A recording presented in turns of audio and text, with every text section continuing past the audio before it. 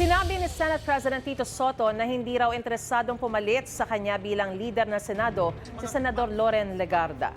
Pinakamaganda, sinabi niya hindi siya interesado. Yan ang masasabi ko. Sir, sino daw kumakausap kay Sen. Loren? Sino kumakausap? Siya na lang talaga yung... From minority. Minority? Sure. May sinasabi po na kayo daw yung magiging next na SP na babae po. May meeting. May kumakausap daw sa inyo, ma'am? Sina Sen. Alan ba? Ang daming kumakausap sa akin araw-araw. Pag-iisipan mo yung tinanong mo kasi nabasa mo yung news. Lumutang ang pangalan ni Legarda bilang isa sa mga posibleng kapalit kasunod ng usap-usapang magkakaroon muli ng regodon sa liderato ng Senado. Pero ayon kay Soto, matatag ang Senate majority.